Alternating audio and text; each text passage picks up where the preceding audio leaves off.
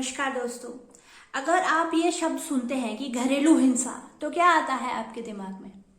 हो सकता है आपके दिमाग में ऐसी तस्वीर आती हो कि किसी के साथ मारपीट हो रही है, खास करके कोई पुरुष किसी महिला को मार रहा है, तो हम सोचते हैं घरेलू हिंसा। लेकिन इस वीडियो में मैं आपको बताने जा रही हूँ कि हिंसा ये सिर्फ एक छोटा सा प्रकार है, मारपीट करना। हिंसा इससे भी कई तरीके की होती है, इससे भी कई प्रकार की हिंसा होती है और बहुत जगह होती है, सिर्फ घर पर ही नहीं होती। और अगर किसी के साथ हिंसा हो रही होती है, किसी भी तरीके का अब्यूज हो रहा होता है, तो वो उससे बाहर क्यों नहीं आ पाता? अगर वो जानता है कि उसके साथ कुछ गलत हो रहा है, तो भी वो उस रिश्ते में कायम क्यों रहता है, ये भी हम इस वीडियो में जानेंगे। और ये भी जानेंगे कि क्या कर सकते हैं उससे बाहर आने के लिए। तो अगर हम किसी भी तरीके के शोषण की बात करें, अब्यूज की बात करें, तो वो कई प्रकार के होते हैं, जैसे कि फिजिकल अब्यूज, किसी को मारना पीटना। वर्बल अब्यूज मतलब मौखिक तौर पर किसी को बार बार कुछ कहना। इमोशनल अब्यूज मतलब भावनात्मक तौर पर किसी के साथ भावनाओं के साथ खिलवाड़ करना, भावनाओं के साथ शोषण करना। या फिर सेक्सुअल अब्यूज। तो कई प्रकार के होते हैं, कई जगह होते हैं, सिर्फ घर पर ही नहीं होते और सिर्फ महिलाओं के साथ नहीं होते। अगर घर पर है तो बच्चों के साथ भी किसी ना किसी तरीके का शोषण हो सकता है, हो रहा होता है। घर में बूढ़ों के साथ ऐसा हो रहा होता है, पुरुषों के साथ भी ऐसा हो रहा होता है। तो जैसा कि अगर हम ये समझेंगे कि सिर्फ मारपीट करना ही शोषण नहीं है, तो हम समझ पाएंगे कि ये किसी के साथ भी किसी भी प्रकार से हो रहा होता है। ऑफिस में भी हो रहा होता है। कोई एम्प्लॉय किसी अन्य एम्प्लॉय के बारे में उसको इस तरीके से कर देता है कि उनके लिए काम करना ही मुश्किल हो जाता है। इस तरीके से उन्हें तोड़ दिया जाता है भावनात्मक तौर पर, या किसी भी अन्य तरीके से वर्बल अब्यूज करके उनको बिल्कुल कॉन्फिडेंस उनका खत्म कर दिया जाता है, ताकि वो काम ही ना कर पाए। ऐसा किसी भी सेटिंग में कहीं पर भी हो सकता है। कोई बॉस किसी एम्प्लॉय के साथ ऐसा कर रहा है, तो कई जगहों पर होता है। अब जैसे बात करें वर्बल अब्यूज, तो ये कैसे होता है? उदाहरण के तौर पर समझिए कि कोई किसी को इस तरीके से बोले कि तुम किसी लायक नहीं हो, तुम तो अलग अलग नाम रखना कि तुम तो गधे हो, तुमसे यही उम्मीद थी, तुम तो कर ही नहीं पाओगे। या फिर ऐसा कहना कि वो किस सपोज ऑफिस में बॉस ने किसी को तो बहुत अच्छे से समझा दिया, ये सोच के फिर जब कोई और आया तो उनको कह दिया कि तुमको दूसरे तरीके से समझाएंगे, ये तुम इस काबिल नहीं हो कि तुम्हें इस तरीके से समझाया जा सके। तो उनको ये महसूस कराना कि वो इस लायक नहीं है, वो बेकार है। बार बार किसी की आलोचना करना, तुम तो बेकार हो, तुम तो गंवार हो, कुछ इस तरीके के शब्दों को इस्तेमाल करना कि आपसे तो नहीं होगा। या फिर कुछ भी इस तरीके से कहना कि किसी का भी आत्मविश्वास टूट जाए। अगर वो उस काम को कर भी पाते होंगे तो एक पॉइंट ऑफ टाइम पर वो नहीं कर पाएंगे। उन्हें बार बार ह्यूमिलिएट करना, किसी के सामने उनकी बेइज्जती करना और उनको बहुत छोटा महसूस कराना, तो किसी भी तरीके से रिस्पेक्ट ना देना, ये कई तरीके से हो सकता है। इसी तरीके से जैसे इमोशनल अब्यूज है, भावनात्मक तौर पर क्या होता है कि आपकी भावनाओं का सम्मान नहीं किया जाता। अगर आपको बुरा लग रहा है, उसको नजरअंदाज कर दिया जाता है। आपको कुछ ठीक नहीं लग रहा, आपको अच्छा नहीं लग रहा, उस पर तो ध्यान दिया ही नहीं जाएगा, बल्कि आपको उल्टा ब्लेम कर दिया जाएगा कि ये तुम्हारी वजह से ही हो रहा है। तो आप पर ही इल्जाम लगाए जाएंगे कि तुमने उस दिन ऐसा किया था ना, इसीलिए ऐसा हुआ। आपको ऐसा महसूस कराया जाएगा कि सारी गलती आपकी है। और ऐसा भी होता है कि आपका नजरिया ही बदल दिया जाएगा। मतलब आपका नजरिया किसी चीज को देखने के प्रति खत्म कर दिया जाता है। इसको बोलते हैं पर्सपेक्टिसाइड। ये इवान स्टार्क ने ये वर्ड दिया था।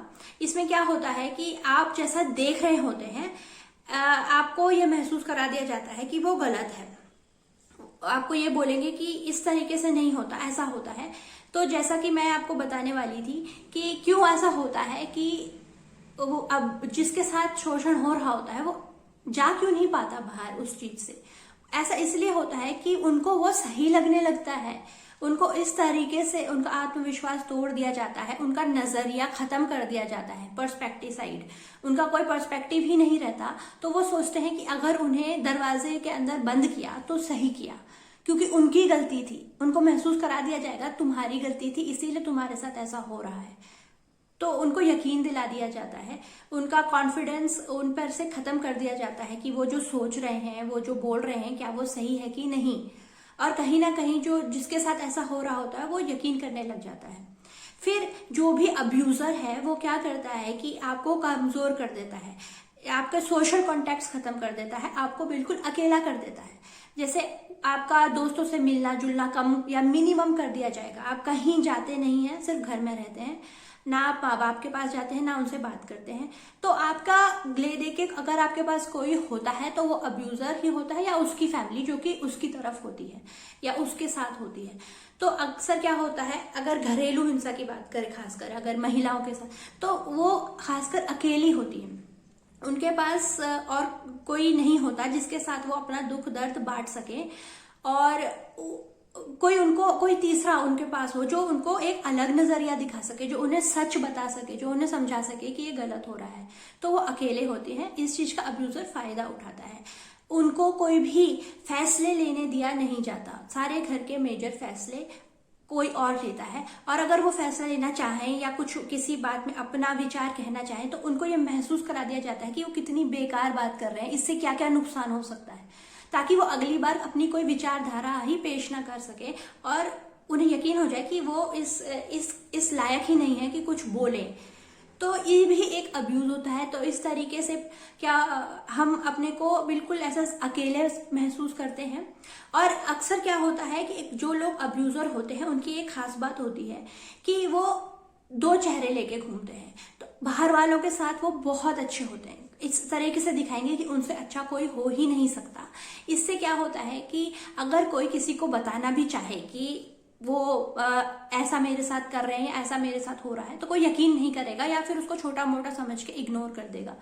तो फिर क्या होता है, इस तरीके से अब्यूजर को और भी बल मिल जाता है कि वो ये काम जारी रखे, और जिसके साथ ऐसा हो रहा होता है, मतलब जो कि विक्टिम है, वो ये कॉन्फिडेंटली कह ही नहीं पाता कि उसके साथ कुछ गलत हो रहा है, क्योंकि कोई मानने को तैयार नहीं होता है।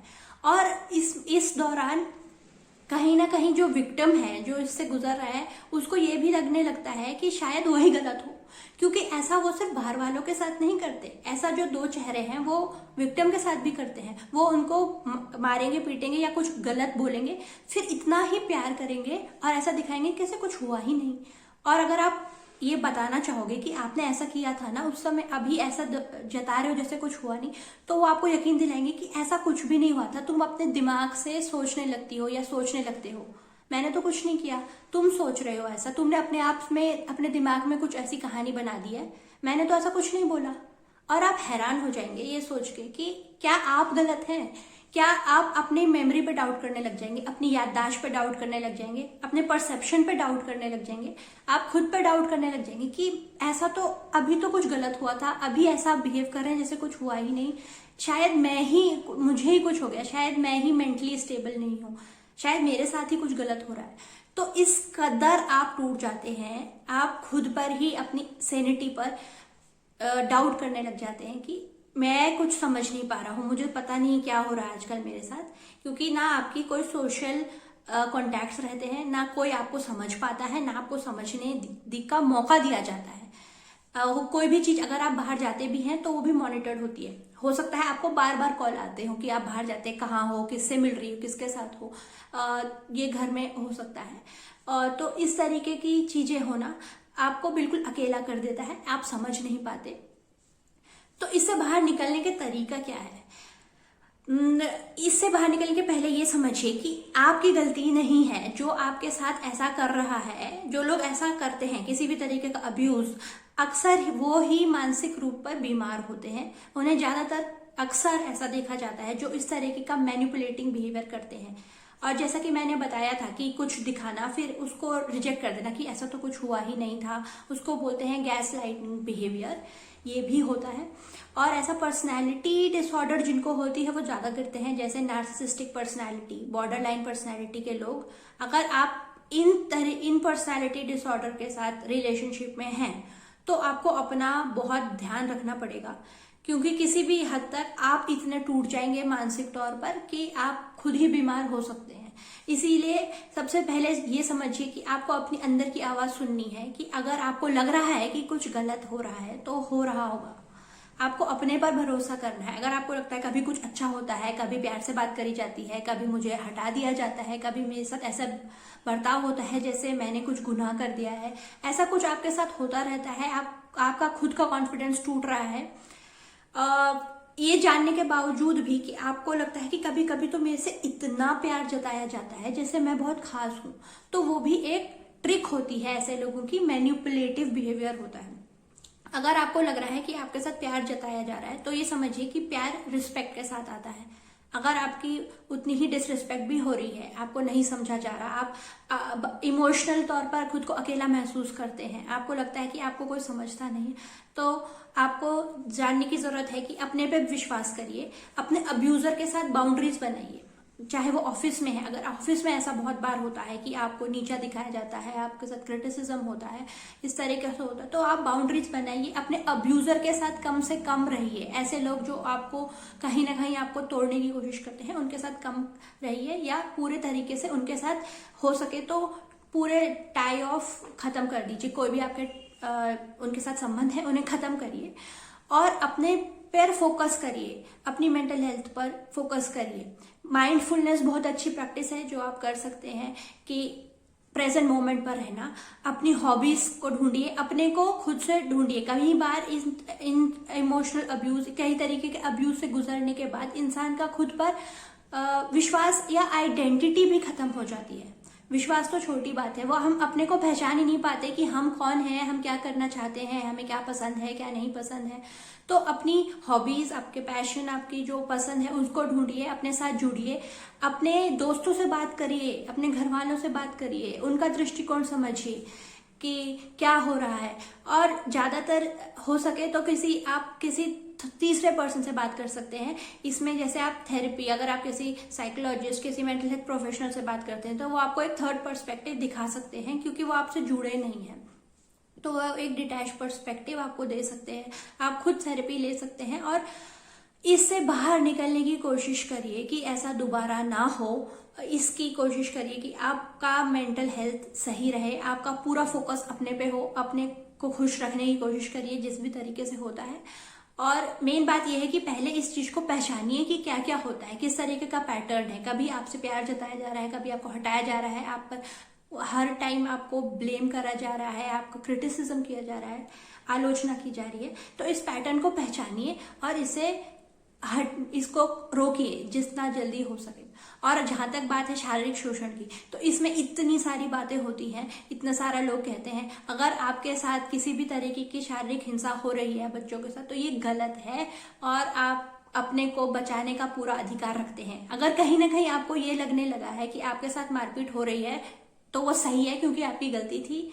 तो इसमें आपको जरूरत है कि आप पहले खुद को समझाएं, खुद की काउंसलिंग करें। जब आपको विश्वास हो जाए ये मारना पीटना गलत है, तभी आप उसके खिलाफ एक्शन ले पाएंगे। तो उम्मीद है इस वीडियो से थोड़ा किसी को मदद हुई होगी। अगर आपको लगता है कोई इस दौर से गुजर रहा है, इस वीडियो से उसकी हेल्प हो सकती है, तो प्लीज उनके साथ शेयर जरूर करिएगा। अपना ध्यान रखिए, टेक केयर, बाय बाय।